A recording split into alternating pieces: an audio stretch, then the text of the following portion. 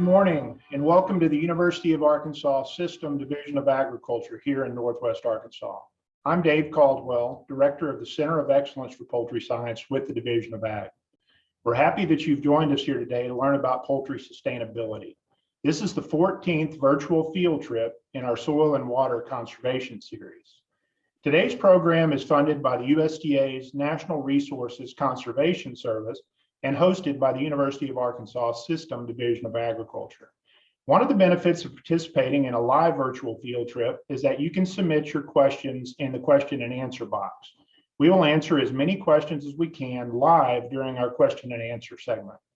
Now for our introduction, I will give an overview of the Arkansas commercial poultry industry, which will lay the foundation for today's discussion.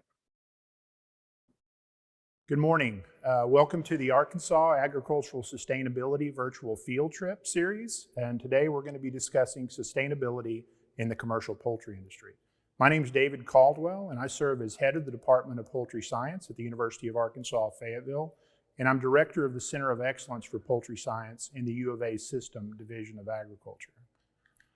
In my presentation this morning, I'm going to provide a brief history of the commercial industry in the state of Arkansas, as well as the importance of the commercial industry to the Arkansas economy. And I'll also discuss a few exciting research, teaching, and extension projects that are ongoing in the area of sustainability in the Center of Excellence. To begin with the history, it really started to form in the late 1920s when the commercial poultry industry first started to come together in the state. And this mainly involved the shipping of chickens on trucks and trains with feed and water to metropolitan areas that were outside the state, areas like Chicago, St. Louis, and Kansas City. Through the 1920s and the 1930s, we began to see advancement in the industry, mainly in the form of enhanced focus on housing and management for broiler production. And for the first time ever, we began to see chickens being produced for meat production instead of simply egg production. Here on our research farm at the University of Arkansas, we hosted the 1951 Chicken of Tomorrow contest.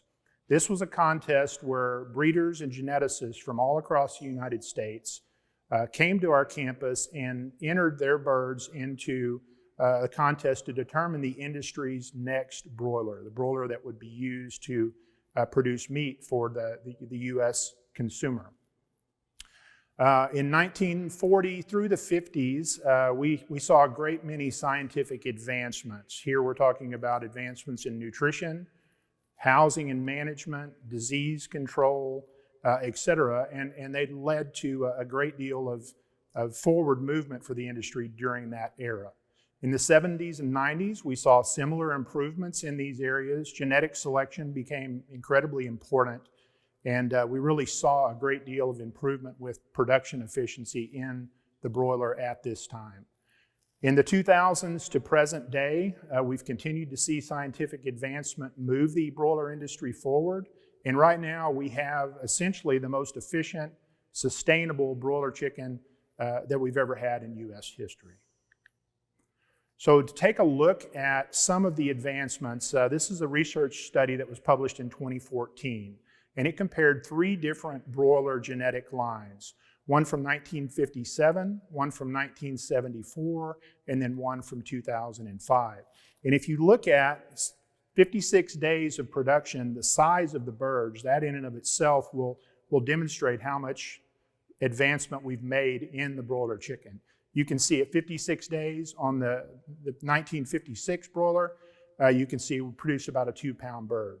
In 78, this was increased to approximately a 4-pound bird, and then in 2005, we were able to yield almost a 9.3-pound bird in terms of live weight. So again, improvements with genetic selection, nutrition, management, husbandry, vaccine and disease control, as well as food safety and quality assurance, and animal well-being and welfare.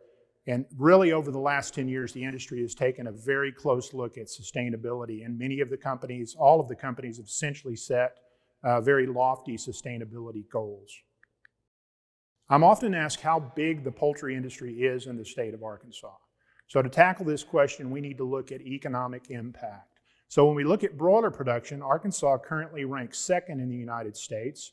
Our production numbers for 2019 were 1.09 billion head raised at an economic value of slightly above $4 billion.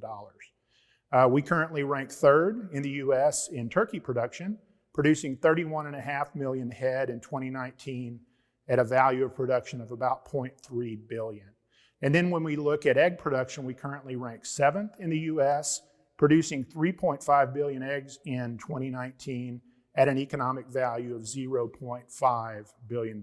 So total economic impact just under $5 billion annually to the state's economy. When we look at how total poultry cash receipts relate to other important agricultural commodities in the state of Arkansas, we can see on this slide that, again, almost $5 billion annually is generated by the commercial poultry industry. When we basically look at the 7 other highest ranking agricultural commodities in terms of cash receipts, collectively they generate $4.27 million of economic impact. So in and of itself, the commercial poultry industry is very, very important to the agricultural economy in the state of Arkansas each year. It's also a major contributor to employment within the state. Total employment values range just above 163,000, with a little more than 56,000 of those jobs being directly in the industry and the remaining jobs being in the support or supply industries that are important to the industry. Average annual income in these positions is about $58,000. Now, I want to talk a little bit about some exciting research projects and extension projects we have ongoing in the Center of Excellence for Poultry Science. We have a large USDA Sustainable Agricultural Systems grant that's being led by our center. And the title of this project is Empowering U.S. Broiler Production for Transformation and Sustainability. This is being led by 2 faculty members in our department in cooperation or collaboration with a faculty member at Cornell University. The focus here is on water sustainability, and this is being driven by a lot of what's going on worldwide currently with regards to water. Some estimates predict that 80% of the world's population faces threats to water security currently. As we all know, poultry production requires water. City or well water is very, very important to the production system. So a major focus of this grant project is on water conservation and water sustainability. It's a multidisciplinary project involving 31 faculty at 8 institutions and 12 different academic departments across the United States. So a focus in terms of our research emphasis here is to enhance water use efficiency in broilers and broiler production. On the extension side, our goal here is to get technology that's important to water sustainability out there to the end user, to the growers and to the general public as quickly as possible. And then we also have an education piece that's embedded here in this project. And our goal is to basically educate our graduate students and our undergraduate students on the importance of sustainability in agriculture. So we're going to focus on just a few projects. One involves the divergent genetic selection for water efficiency in broiler chickens. We're also going to discuss a surface wetting technology for cooling in live production houses. And also I'll touch a little bit on our sustainability education programs that we're currently working on.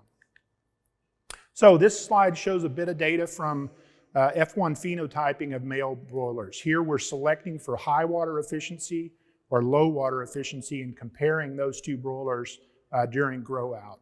And we can go through some of the data very briefly. If we look at feed conversion ratio in the high water efficiency line compared to the low water efficiency line, we can see the data are essentially equivalent. So this is pounds of feed per pound of gain. When we look at ending body weight at 6 weeks, again, very, very similar measurements in the broilers from the high efficiency line and the low efficiency line. Now, here's where the data get really interesting. When we look at water intake, so intake in this flock of birds, we see a significant improvement in the high water efficiency lines. They are ingesting a great deal less water, and they're converting that water very, very efficiently. So, to date, again, these results are somewhat preliminary, but growth and performance of the high efficiency line and the low efficiency line are essentially equivalent. And water intake is markedly improved water conversion ratio is markedly improved in the high efficiency broilers. So we're very encouraged with these data, and we feel it may suggest it's possible to select broilers for enhanced water use efficiency. I also want to talk a little bit about some cooling technology inside the commercial production house. And this involves the use of sprinklers or sprinkler technology in association with evaporative cooling systems to try to conserve water and also keep the birds cool for enhanced performance. And if you look at some of the data on this slide, we can see that in the sprinkler technology facility, we see a great reduction in relative humidity, a slight increase in ambient temperature, but when you look at water conservation, it is very significant. When we look at using evaporative cool cells per flock, when we're using cool cells only, consumption of water is a little over 32,000 gallons per flock. When we use the sprinkler technology, that number was reduced more than six-fold to a little over 5,000 gallons per flock. So tremendous savings. The birds seem to be performing very well. Stress levels seem to be lower, and performance and production efficiency seem to be improved. So we're seeing about a 60 to 70% savings in total water use in the house. We're seeing lower house relative humidity, and we're seeing bird performance really improve. So we're excited about this. It's also preliminary, but we like the data that we've observed so far. Lastly, I'll talk a little bit about our approach to education on sustainability. Our goal here is to increase awareness of sustainability issues for our undergraduate and our graduate students. We participated last fall in a course that was developed by Cornell University for undergraduate and graduate students. We plan to offer this course here on the Fayetteville campus this coming fall. The title of it is The Global Food and Energy and Water Nexus, Engaging Students from the US, China, and India to Chart a Sustainable Future. We had students participating from 2 agricultural universities in China, a university in Mumbai, India, as well as Cornell and the University of Arkansas, Fayetteville.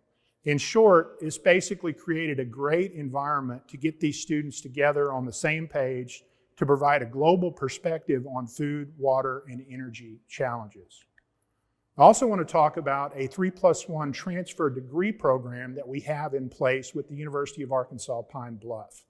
This program basically presents opportunities for students from underrepresented backgrounds, as well as opportunities from students from universities that don't have poultry science programs.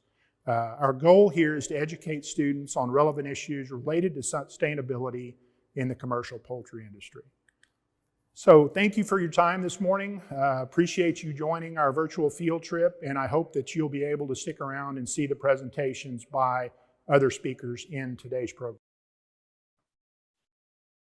Welcome back. If you're a certified crop advisor or Arkansas teacher in need of continuing education units or professional development hours, we will post instructions for obtaining those in our closing credits. Next, Jamie Burr, Director of Sustainability Implementation for Tyson Foods, will share some very important information about Tyson's sustainability journey. Hello, my name is Jamie Burr. I'm with Tyson Foods. And before we start, I wanted to thank the University of Arkansas for hosting this event. I'm proud that Tyson Foods can host this event also on one of our farms. So we appreciate the opportunity that we have with the University of Arkansas. We do a lot of collaborative efforts together, whether it be animal welfare, environmental, etc. So we appreciate the relationship that we have. I want to talk to you a little bit about Tyson Foods. Tyson started in 1935 when John Tyson was hauling vegetables and fruit to Chicago from Kansas, and he decided that he needed to find another use for that truck since the truck was only used during harvest season. So what Mr. Tyson decided to do was he could start hauling chickens to Tyson in the off times, and that's where Tyson Foods was born. Some see Tyson as a chicken company, but we're much more than that. Tyson is a diverse protein company, and that includes beef, turkey, chicken, pork, prepared foods, and even alternative proteins. As you can see from this slide, it represents how we compared to competitors as it relates to the number of head harvested in beef, chicken, and pork. Tyson's purpose is raising the world's expectations for how much good food can do. Our sustainability vision is directly linked to our purpose and our strategic intent. We have a long history in, for instance, poultry welfare, and we're taking these practices to lead the industry with a science-based sustainability approach. Many may ask why. Why is Tyson engaged in this area? And the answer is simple. It's what our consumers demand. As you can see from this slide, a Hartman survey illustrates that 84% of the respondents in this survey believe that it's large companies' responsibility to make our world more sustainable, above governments, individuals, and small companies. 63% of respondents in this survey ranked waste and pollution as the most important issue for companies to lead on and work on. We're taking a holistic approach to sustainability. It includes empowering people, including our team members, our customers, and communities to collaborate together to do more for the world. It protects and conserves our planet. And we want to innovate with smart, responsible agriculture in the global food supply chain. We strive to deliver progress against our sustainability goals. This slide outlines the goals that we have. And I like to think about them as people, the planet, and then agriculture. People are the most important aspect of our business, whether it be our team members, our communities, our customers, and our consumers. Without any of those, we do not have a business. Part of our people goals include aspiring to offer English as a second language and offering financial literacy training for all team members, offering protein and food products that consumers want, and sharing our products to fight hunger and those in need. Also creating a safe work environment. Our goal is to have a 10% year-over-year improvement in OSHA recordable injuries. I'm going to switch over to the agriculture side to the far right. One of our goals here is to increase sustainable stewardship on 2 million acres of row crop corn and expand those acres by 2025. We announced last year a verification program on beef practices on 5 million acres grazing land by 2025. We also want to be a leader in animal welfare research, innovation, and communication. Another area that we are new to is last fall we announced a forest protection standard. We found that in our supply chain, approximately 94% of our land use risk from a forest protection perspective was low to no risk. We have a 6% opportunity, and we've started working on that going forward to have 0% by 2030. Our newest goal is we aspire to achieve a net zero emission GHG goal by 2050, including all scopes 1, 2, and 3. This is an expansion of our target that we set a couple years ago to have a 30% reduction by 2030. We will use that goal to continue to push forward past 2030 to meet a net zero emissions by 2050. So how are we going to do that? That's the most important thing behind this goal. The first thing we're going to do in 2023, we have to update our baseline. We have expanded, we have grown, so we must update our baseline. We're going to establish a pathway to have 50% of our electricity through renewable energy by 2030. We're going to complete our initial 2 million acre land stewardship goal and expand it by 2025 and include a target of 100% of the acres needed to grow the animals that we harvest by 2030. We're going to expand our 5 million acre target for beef production, sustainable grazing practices, and we're going to support action and policies through advocacy groups such as the Net Zero Business Alliance. Lastly, we will continue to eliminate deforestation risk throughout our supply chain. I've told you the why and the what. Now it's time to talk about the who. And the who is the entire supply chain. I'm excited for the work that Tyson will do together to become a sustainability leader and the trusted first choice of our customers and consumers. The supply chain success will depend upon all of us linking together. The stakeholders in this, or who's part of the journey, includes our team members, local communities, shareholders, our business operations, non-government organizations or NGOs, our entire supply chain, including farmers and ranchers, and then finally our customers and consumers. Our success will require collaboration of everyone in order to get there. It is very important that producers have a nutrient management plan in Arkansas. You have to have a nutrient management plan if you're in one of the nutrient surplus areas. But Tyson Foods believes it's not important to just have one if you're in the nutrient surplus areas. Across the state, we believe that you should have, as a producer, a nutrient management plan. It protects you, it guides you. It's just really important. The other thing I want to touch on as it relates to nutrient management is the industry has done quite a bit, especially in Northwest Arkansas, around litter management. Today in the Uchee-Spavinal watershed, approximately 85% of all the litter that's produced in that watershed is exported out of that watershed. If you shift southward from that watershed into the Illinois River watershed, the poultry companies in Northwest Arkansas, through the nonprofit that we've developed called BMPs Inc., since 2005, we've exported over 1.5 million tons of poultry litter out of the watershed to areas that need more nutrients, such as the corn areas, the corn production areas that produce corn for the chickens that we grow. Lastly, I would like to talk a little bit about some of our collaboration efforts with some NGO partners. This is a very important aspect of what we do. NGOs help us, they guide us, they also hold us accountable to what we say we're going to do. Two of the entities that we work with from a water perspective, one of them includes the World Resources Institute, who is helping us develop contextual water targets for our operations and for our plants.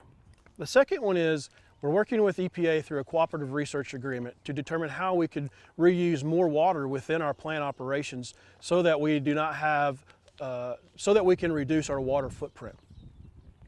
From an energy and emissions perspective, we work with an Environmental Defense Fund, very important collaborator with us. We've worked with the Science Based Target Initiative to develop our science-based target for greenhouse gas emissions.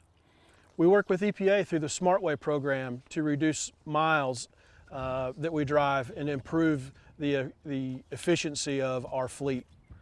And then we also work with the Department of Energy Better Buildings program to help us identify opportunities for reducing energy and electricity use in our operations. From a land stewardship perspective, we've worked with ProForest to develop our risk assessment for deforestation. We work with the Nature Conservancy and also, as I mentioned earlier, EDF. Please feel free to contact me or our communications department. We are always interested in answering questions that you may have as a consumer or customer or supply chain partner. I want to thank the University of Arkansas for hosting this. I want to thank the university again for the collaboration that we share together. Thank you. Thank you, Jamie. Remember, you can enter your questions in the Q&A box, and we will answer as many of them live today as possible toward the end of this broadcast. Now, Dr. Karen Christensen, Senior Director of Animal Welfare with Tyson Foods, will share updates on animal welfare and sustainability practices in the commercial industry. Good afternoon, and welcome to the Tyson Foods Broiler Welfare Research Farm. I'm really grateful for the opportunity to talk to you today about sustainability and how that relates to animal welfare. I appreciate the relationship we have with the University of Arkansas and always enjoy the collaboration that we share and enjoy being able to bring this information to you today. So I'm going to start out at a pretty high level and say that chicken production in the United States has changed a lot over the last, let's just say, 50 years. It's amazing how much more sustainable broiler production has become with significant reduces in water usage, feed usage, and proper utilization of waste products, which in our case is really a valuable commodity for growing cattle and producing forage for other animals. Specifically, we've seen amazing changes in bird weights, bird days to get to that market weight, as well as the efficiency of these broiler chickens and how much feed it takes to put on 1 pound of live weight. As a matter of fact, in the last 50 years, not only have we reduced the usage of water and feed, but the days, but specifically we're down about 1/2 pound per bird, even though the market weights are quite big. So how does all this relate to sustainability from a welfare perspective? Well, there's 3 things I would like to talk to you a little bit today. One is, how do we keep welfare top of mind? What is a holistic approach to welfare as it relates to sustainability? And a little bit about our commitment to continuous improvement in animal welfare and how we're going to get there. First of all, at Tyson Foods, animal welfare is the right thing to do. It's absolutely critical that we take care of the animals that are entrusted to us. So that is absolutely our first and foremost commitment. The other issue is that consumers are more interested in it than ever about where their food comes from. And so those conversations are becoming much more transparent. And all around, transparency in agriculture and throughout the food supply is becoming more and more important. We take a holistic approach to animal welfare because it does fall under our umbrella of sustainability. So what do I mean about a holistic approach? That means we have to be really ingenious about how we improve animal welfare and solve problems without negatively impacting other aspects of welfare, like the impact on the environment, or the safety of our farmers, or even compromising food safety. So it's very important that all those things are considered when we make a decision for the birds. That doesn't mean we're going to compromise on welfare. It just means we have to work harder to find the right answers. The other part that's really important in animal welfare is we want to focus on the care that these birds get while they're in the houses. Our growers play a very important part on making sure these birds have a life worth living. Our commitment to continuous improvement means that we identify those key welfare indicators that we can manage and monitor to always improve. So what are things that you might be familiar with that are key welfare indicators? Well, a good example of that is paw quality. Paw quality gives us a really good indication of the environmental comfort that these birds experienced while they were in the house. The better we manage the waterers, the environment, and the litter provides us with a positive key welfare indicator that gives our customers and consumers confidence that we're doing the right thing for our birds. One of the things that's very different than the approach of key welfare indicators is managing inputs. Inputs means we just make changes and assume that those changes are going to improve welfare.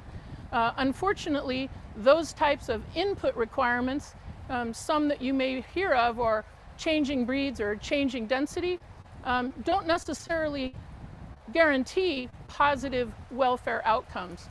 We can't ever forget the importance of stockmanship and the care that our growers provide these birds to guarantee better welfare.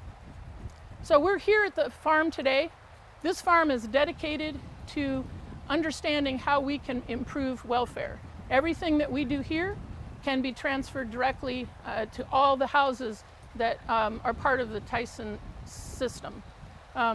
One of the things that's very unique about the research that we do here is it's based on bird preference. We think that that's really unique. If we're going to say that we need to improve the welfare of these animals, then we need to give them a voice in the changes that we're making. So everything that we do includes asking them, what do you think about it? Some of you may not be familiar with chicken houses. Those that you may can see that the lighting in here is maybe something different than you've ever seen before. However, we ask the birds, how would you like us to provide you light in the house? And if you're listening, they will clearly tell you, we love having light over the feeders, And then we like to have a place where it's not so bright, where we can go relax and feel safe. That's the kind of questions that we're asking the birds here at the Broiler Welfare Research Center. Another issue that we're focusing on right now is how can we provide enrichments in this house to provide them, again, with a better environment that makes them feel comfortable and safe. So we're providing them with lots of different things, whether it be ramps or platforms or huts or pecking objects, and saying, which one of these are most meaningful to you? The other thing that we're focusing on here at this farm is technology. We really believe that technology is going to be a big driver in how we can continue to improve welfare.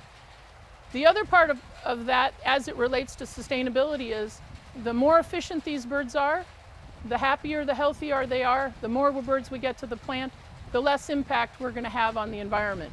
And we're betting that technology is going to be a big help. So what types of things are we looking at? Well, we're using machine language to help us make evaluations at the plant, where instead of taking samples of birds, we can actually look at the entire flock and make determinations about what areas need to be improved, whether it's paw quality or maybe injuries and those kinds of things. Soon that will be a reality for helping us make those decisions. Other types of things that we're looking at is how do we use cameras to monitor human-animal interactions? And so we're looking at ways that we can monitor those and audit them remotely to make sure that everyone on our team is understanding of the requirements of how we interact with the birds. Here at the farm, we have several research projects going on that are helping us to understand when very subtle changes start to be made. So you can't see it, but I'll tell you that there's cameras all over this, the ceiling in these buildings, as well as microphones over here. And we're using those cameras to monitor the way the flock is moving to help us understand if that movement is normal or does it indicate that we need to step in and make a change. The microphones are interesting. We're looking at trying to understand what the birds are telling us. So we're studying vocalization. When does what the birds tell us indicate that their welfare is compromised and that we need to step in again and make a change? We really believe that technology will be able to help us with those things much sooner than we can do it as people, even though we're passionate about taking care of those birds. There's just something about technology that's going to help us do that faster. Thank you very much for the opportunity to visit with you today.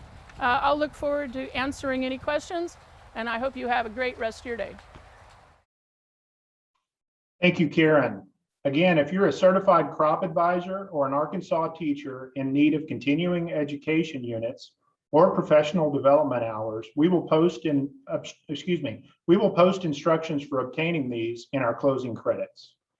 Now we will hear from Dr. Carl Van Devender, professor and extension engineer with the U of A System Division of Agriculture, who's going to talk about sustainability, environmental impact, and poultry nutrient management plans. Hello, my name is Carl Van Devender. I work with the University of Arkansas Division of Agriculture, and for the last 20 years I've been working in the area of livestock manure management and environmental management. And this afternoon I'd kind of like to hit a few points on the topic of sustainability as it pertains to poultry farms. Earlier in a discussion I was having today, the issue came up of poultry farms in Arkansas, but this is true for a lot of farms across the nation, of having concern of what do you do with the litter or the manure that comes out of the farms. Well, in Arkansas, most of the litter that comes out of a farm comes out as a dry bedding product, and it comes out and it's traditionally been used as a fertilizer source to fertilize the surrounding ground. And it utilizing the nitrogen, the phosphorus, and the potassium in that manure to help the grass grow.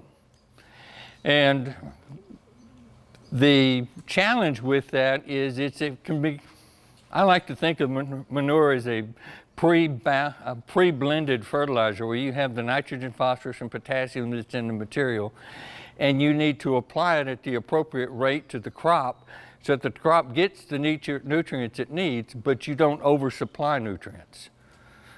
And the discussion that I mentioned was dealing with the importance of nutrient management plans for poultry operations. And a lot of folks look at the nutrient management plan and say, I don't want to get a nutrient management plan. The government makes me get a plan, or the integrator does, or the bank does. And yeah, that's true. But I think that's missing an opportunity for our growers. Because if you look at what a nutrient management plan is, it's a professional that comes in and helps the landowner, the farmer, analyze what are the resources on that farm. You know, how much litter is being produced? Where are the nutrients needed on that farm in terms of which fields need nutrients? How much do they need? At what rates do you need to apply that manure to meet those nutrient needs? And at what rates do you just throw away more resource value of that litter that could be better utilized by a neighbor or somebody else? What nutrients are needed by the crop to maintain optimal growth that the litter does not supply? So a nutrient management plan helps to calculate those kind of things. So that is one of the major tools of sustainability, is identifying what is the nutrient flow on your farm. How much flows on, how much is used on the farm, how much needs to flow off. And a nutrient management plan is one of the best tools to do that.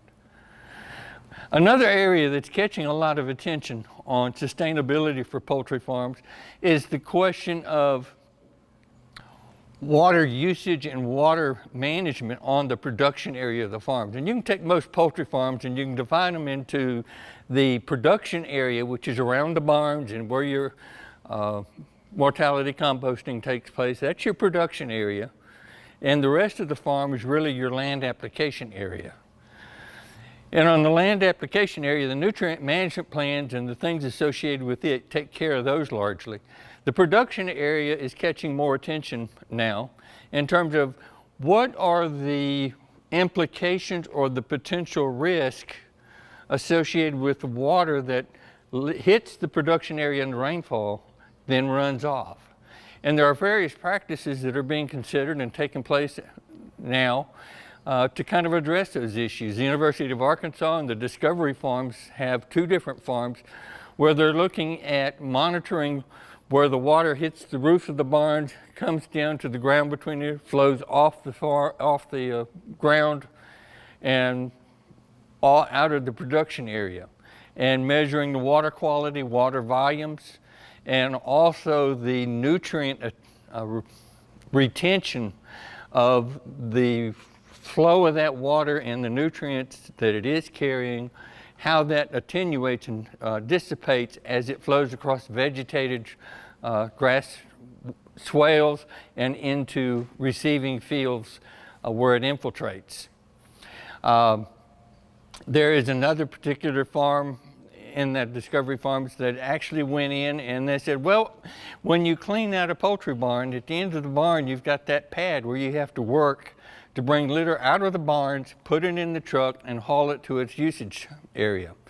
And there's a little spill that takes place there. Then when you get finished, you have to clean that up and either get it in the truck or back in the house. So you reduce the amount of nutrients that are exposed to the rainfall and runoff water. Well, the project or the concept in this Discovery Farm is, well, let's just concrete that area a little bit. Let's run the concrete out a little farther than we traditionally have, because traditionally we haven't wanted to spend the money on the concrete. But if we put the money into the concrete, that makes it a little easier to clean up, and maybe it'll also help with the actual providing a firm foundation to do your cleanup with the equipment that you have in place in your tractor, so you don't have them in the mud or gravel that's slipping around on you. So we put those projects in place, and that's actually turned out to be very beneficial. And it's beneficial in the sense of not only does it help the water quality and environmental issues, but it also makes the life and the work easier for the people who are doing the clean out. Another particular farm is done some instrumentation where they're catching the water flow as it comes off the farm through a grassed waterway, then it's distributed out across the infiltration field before it finally drains off downslope. And they're finding that the more vegetation you have between the barns where the water runs off and the production area where it runs off that area, and what you might consider receiving waters, the better that water gets treated by vegetation. So there's a lot of different ways to implement that, just depending on what the conditions are around your farm, where the barns are located, where the streams are located. I would say that farther from the stream gives you more opportunities than if you're unfortunate enough that you're right next to a ditch or a roadway. That increases the challenges of handling that water and polishing that water. I was just talking with Jamie Burr, who is with the Tyson's farm where we're located today, and he was pointing to a system they put in place on their original barns as exploring the ideas of water usage and a sustainability concept that may be applicable. Is they were pulling water off the barns or letting it fall straight down, catching it in the gravel bed, using perforated pipe to channel it to reception tanks where it's stored until that water is used either for irrigation of grass around the production area, or it's used for the cool cells to help keep the birds cool. And that ties back into sustainability issues because, as you'll see in another presentation, bird welfare and bird comfort is very important, not only for protecting and taking care of the animals we have stewardship for, but also to make sure they're growing and utilizing their feed to the best possible to produce the most feed possible for the least feed input. And this system that Jamie described, where he's catching the rainwater runoff, has been beneficial. Now, the challenge with all of these systems is, as in the definition of sustainability went, is you really have to balance, well, what is technically possible with what is economically possible, with what is managerially possible, so you have the resources of the management to play with it. And really all that comes together into a rather challenging mix in the design and the implementation on a particular site. And every farm is going to be a little bit different. Every farm is going to need a little bit of a different match and mix. But the key issue with the sustainability, from my perspective, is it's not so much get hung up on sustainability as a term and a concept. It's sit back and think about, what do I have to work with? What are my resources? How much money do I have? What's my labor supply? What's my land base? What kind of crops am I growing? What kind of partnerships can I develop with maybe your integrator or your local government agencies to provide assistance? And pull those resources together and stay involved and work those out, and always be thinking about, what can I do? How will I make this work? And always being ready to say, okay, this worked pretty good. This area over here needs a little bit of work. And that ties back into where I think sustainability needs to be thought of as not a, yes, no, I wasn't, now I am, but as more of, as time goes on and as I become better at managing things, and as the technology gets better, and as the systems get better, and the options become more known, the sustainability will increase over time. Thank you. Thank you, Carl. We greatly appreciate the participation and support of all our speakers in today's program. We're now ready to answer your questions, so please continue to enter your questions in the Q&A box. The first question from the Q&A box I'm going to direct to Dr. Karen Christensen. Are the changes in broilers over the years due to breeding or genetic modification?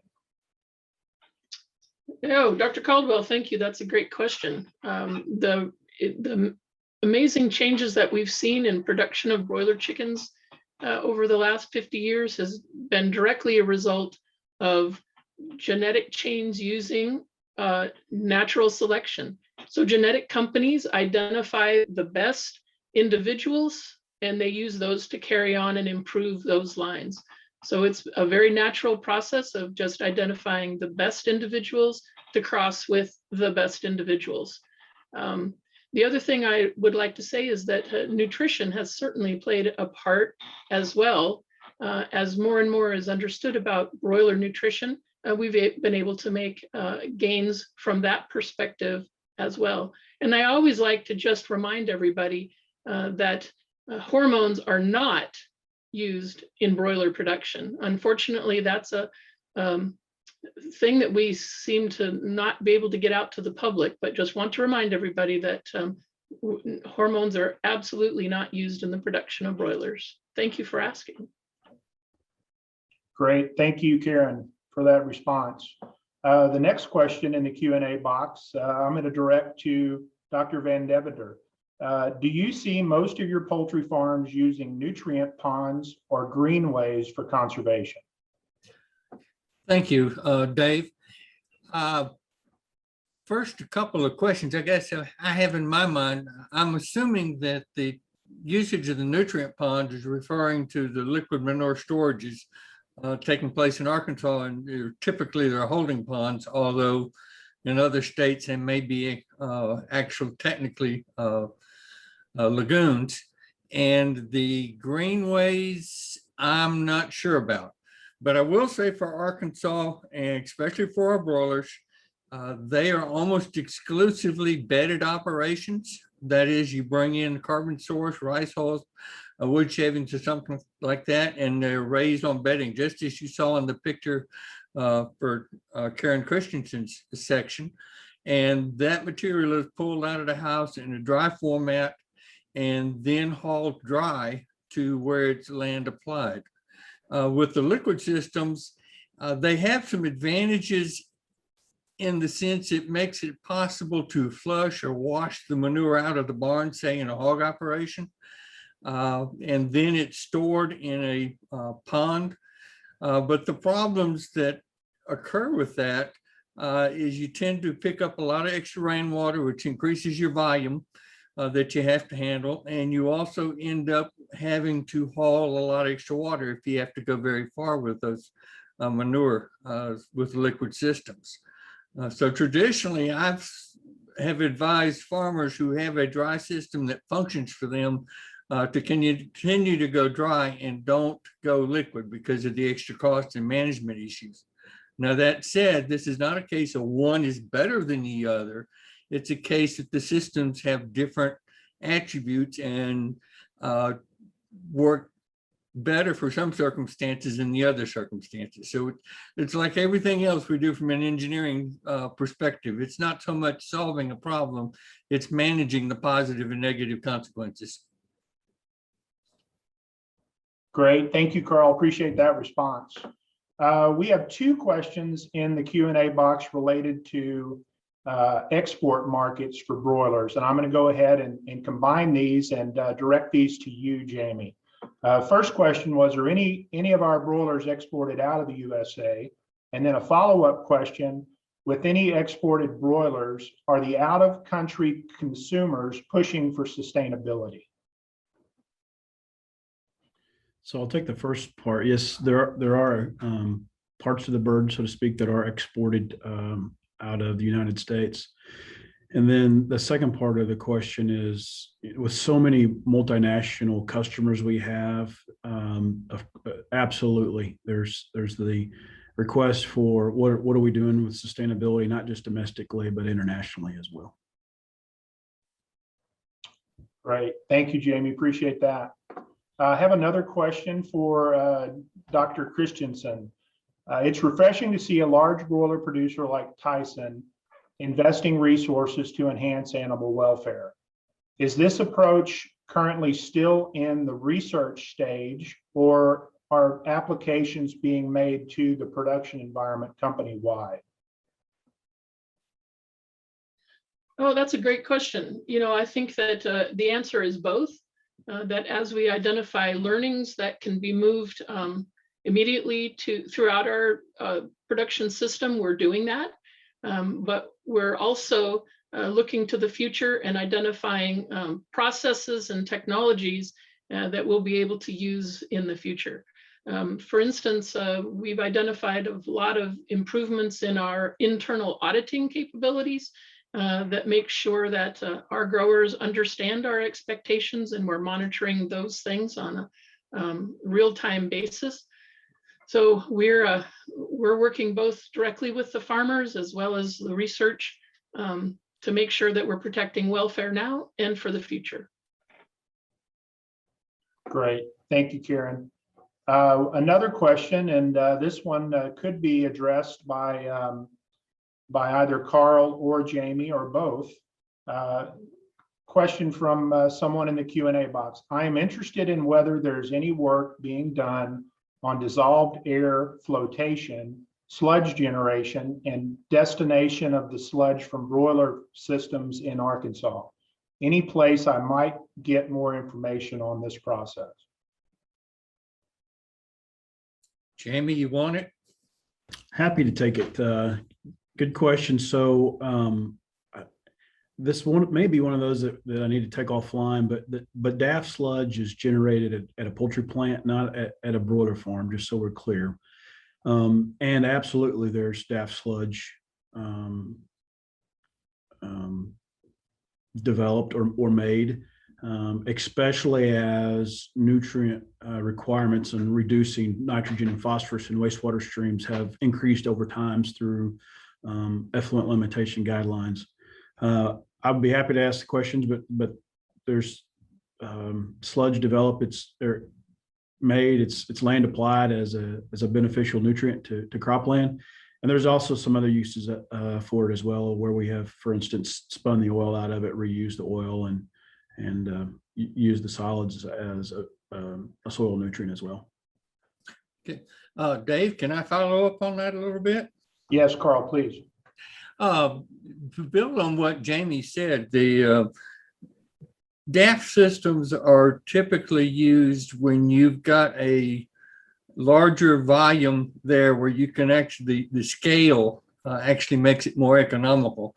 And so far on our broiler farms, the scale is not there for a dry product to then go through a liquid treatment process. It's kind of like what I described earlier, is if you've got a dry product and you've got a valid use for it, you probably don't want to consider going from dry to liquid and incurring those extra challenges.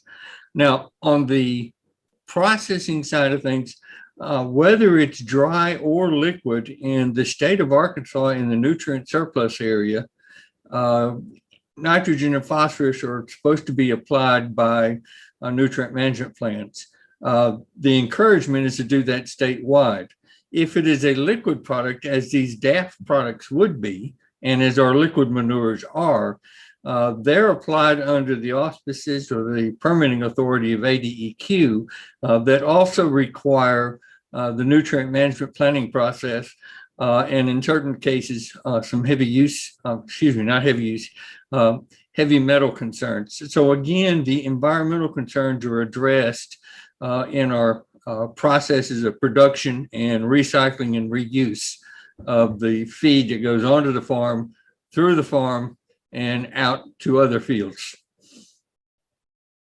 All right, very good. Thank you, Carl, for that response. I think we'll go ahead and make this our last question in the Q&A session. Dr. Van Deventer's presentation on sustainability as it applies to the environment was very practical and applicable. Is he available to assist landowners and farmers with some of the applications he described in his presentation? If so, how might we contact him? I guess you're going to give me the chance to answer that, aren't you, Dave? I am, Carl. Thank you. I can be found by going to the website www.uada.edu and click on the upper left. There's a quick link or something like that. Then there's a personnel directory. And you can either search for Van Deventer, if you can remember how to spell it, or you can search for Carl with the K, K-A-R-L, or you can remember K Van Deventer at uada.edu, or you can remember my office number of 501-671-2244, or get in touch with the county extension office and say, hey, I want to talk to Carl, and they'll find me. All right, great. Thank you there. Thank you, Carl. Appreciate that. Well, everyone, we want to thank you very much for joining us today for Poultry Agricultural Sustainability Field Trip. I want to thank the NRCS for funding this broadcast, which has been produced by the University of Arkansas System Division of Agriculture Cooperative Extension Service. We hope you enjoyed this presentation. To find out more about the soil and water conservation virtual field trips, please visit our website at uaex.uada.edu. Thank you and have a great day. Thank you for joining us for the Soil and Water Conservation Virtual Field Trip. This broadcast is funded by NRCS and produced by the University of Arkansas System Division of Agriculture Cooperative Extension Service.